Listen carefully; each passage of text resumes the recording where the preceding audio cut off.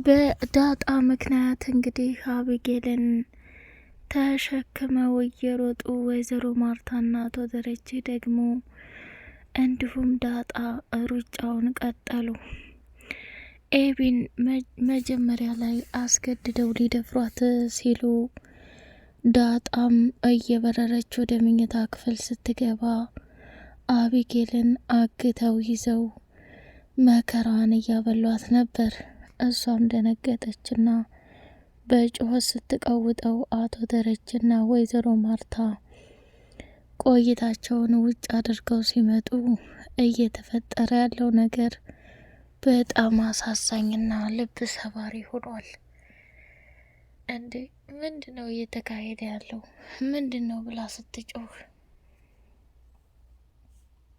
እባክሽ ተይኝ፣ ይሄ ቤት የማያመጣው ጦስና መከራ የለም አለና አቶ ደረጀ ተናደደ። አቢጌልን ተሸክሟት እየሮጠ ሲሄድ ሳለ ወይዘሮ ማርታም ደግሞ በጩኸት እየቀወጠችው እባካችሁ ልጄን ተውልኝ፣ የፈለጋችሁትን ገንዘብ ልስጣችሁ እያለች መጮህ ጀመረች። ዳጣ ደግሞ ይሄ ሁሉ ነገር እየተሰቃየ ያለው በእኔ ምክንያት ነው፣ ያቺ መናጢ አክስታቸው እኔ የአቶ ደረጀ ልጅ እንደሆንኩ ወይንም እዚህ ቤት የሆነ ነገር እንዳለኝ ስላወቀች ነገሮችን ስታጣራ በእኔ ምክንያት አቢጌል እንደዚህ መሆን የለባትም፣ ከክፋት ወደ መልካም የተቀየረችው ቅርብ ጊዜ ነው፣ ላግዛት ይገባል እያለች መቃጠልና መናደድ ጀመረች። አቢጌል አቅሟ እስከሚያልቅ ድረስ ወይም እስከሚደክሟት ድረስ እየለመነቻቸው ስትማጸን የነበረችው መጨረሻ ላይ ግን የእንቅልፍ መድኃኒት ሲሰጧት በዛው ድፍት ብላ ቀረችባቸው። አንጠልጥለው ይዘው እየሮጡ ሳለ ሁላቸውም ተከታትለው ሩጫቸውን ቀጠሉ። ሰላም ሰላም! ውድ የተከበራችሁ የስጦታ ሚዲያ ቤተሰቦች እጅግ በጣም ተወዳጅና ልብ አንጠልጣይ የሆነው የዳጣ ድራማ እንደቀጠለ ይገኛል። ቻናሉን ላይክ ሰብስክራይብ ያደረጋችሁ አበረታቱኝ። እጅግ በጣም በጉጉት የምንጠብቀው ነገር ቢኖር ዳጣ ስቃይና መከራዋ ምንም ማለቂያ የለውም። ሰተት ብላ ወደ ሰላም ቤት ሄደችና ሰላም፣ እኔ ዛሬ ፈለገ ይሆናል እንጂ ልቤ የሚለኝን ብዙ ጥያቄ መጠየቅ አለብኝ አለች። ምንድን ነው እስኪ ንገሪኝ ብለው ሲጠይቋት እሷም ከሚባለው በላይ ስላዘነችና ስለከፋት በቃ እኔ ከዚህ ከቤት መውጣት ፈልጋለሁ፣ ናታንም ሁላችሁም ተከፍታችሁ ማየት አልፈልግም ብላ ተናገረች። ኤቢ ወደ አቶ ደረጀ ጋር ደወለችና አባዬ ከምልህ በላይ አክስቴ ለዳጣ ያላት አመለካከት ከባድ ነው፣ ስለዚህ ምንም ይፈጠር ምንም ይሄን ነገር እንድታዩ ፈልጋለሁ ብላለች። ምንድን ነው የኔ ልጅ አለ። አላውቅም፣ በይ ለማንኛውም እንደዛ አይነት ወሬ እቤት ሆነሽ ባታወሪ ደስ ይለኛል። እቤት ማን አለ ብሎ ሲጠይቃት ለዛና ገዜ እንዲሁም ደግሞ ምጥንና ውሃ ናቸው፣ ማንም የለ ብላለች። በይ ስልኩን ዝጊ፣ ስመጣ ሁሉንም እናወራለን ብሎ አለ። ኤቢ ቁጭ ብላ እያነበበች ሳለ የሰው ድምጽ ስትሰማ እህቷ ውሃዬ መስላት በተደጋጋሚ ስትጣራ ምንም መልስ አልሰጠቻትም ነበር። እሷም ማን ገብቶ ነው እያለች በጥርጣሬ ማዳመጥ ጀመረች። ከምኝታ ክፍሏ ተነሳችና ወደ ዘኛው ክፍል ላይ ፍለጋዋን ቀጠለች። ወደ ዘኛው ክፍል ላይ ፍለጋዋን ስትቀጥል ያየችውን ነገር ማመን አቅቷት በቁሟ ደነገጠች ማለት ነው። ገዜንም አናቱን በዱላ በትነውለት ከሚያሳዝነውና ከሚገርመው በላይ ራሱን መቆጣጠር አቅቶት ሰጥ ለጥ ብሎ እዛው አለበት ቦታ ላይ ድፍት ብሎ ቀረ። ከዛ በጣም በሚያናድድና በሚገርም ሁኔታ እነዚህን ሰዎች እንዴት አልተበቀልኳቸውም? እንዴት አልገደልኳቸውም? እነማን ናቸው እንደዚህ ያደረጉኝ? ወይኔ ጊዜ እያለ ፉከራውን ተቀጠለ። በኋላ ባለበት ቦታ ላይ ደፍተውት ወደ መድኃኒት መኝታ ክፍል ነው የሄዱት።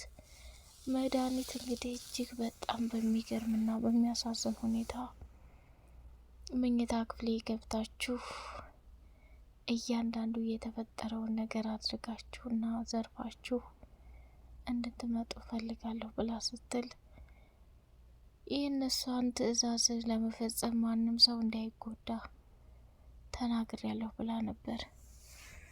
የሰው ጉዳት ሳይሆን የታያቸው እነሱ አጭር አማርኛ ገንዘብ ብቻና ብቻ ነበረ።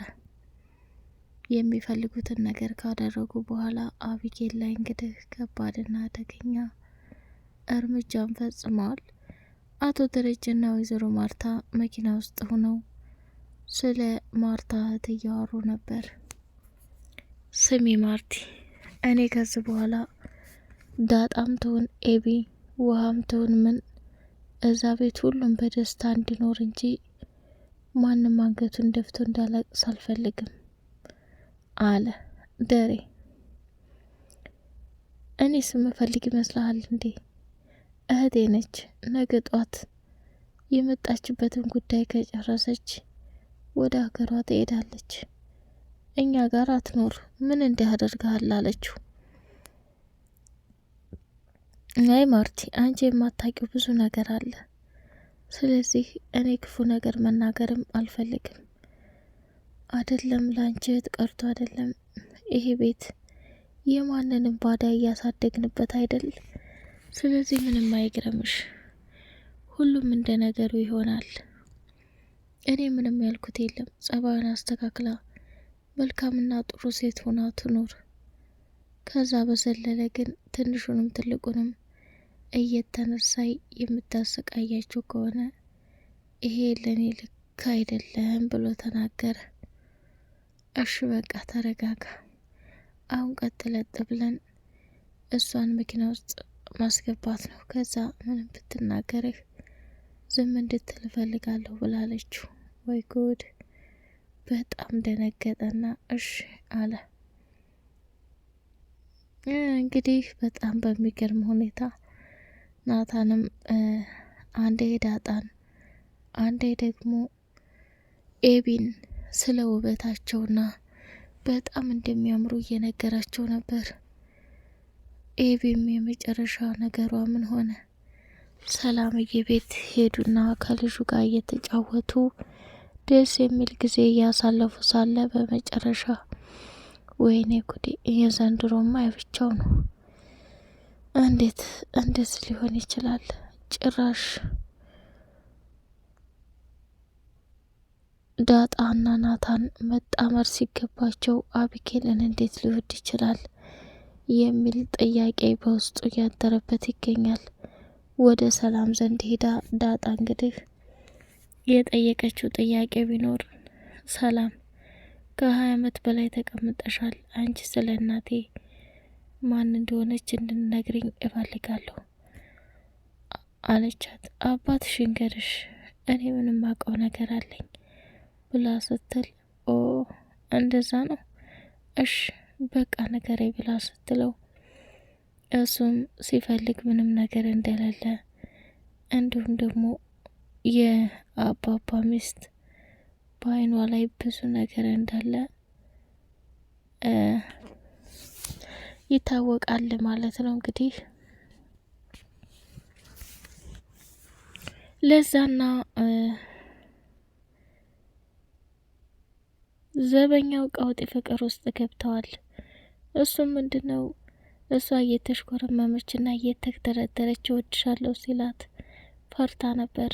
እሱም ከሚባለው በላይ መናገር ጀመረና እሷ ደግሞ ንግግሯ ሌላ ሲሆን በጣም ግራ ገብቷታል።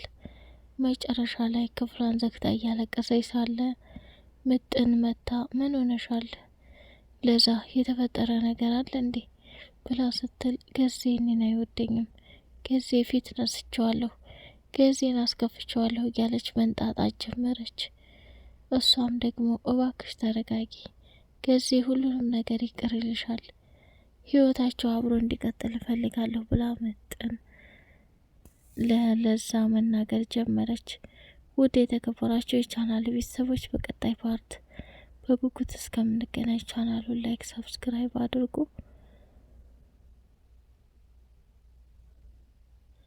አሰላሙ አለይኩም ወራህመቱላሂ ወበረካቱ።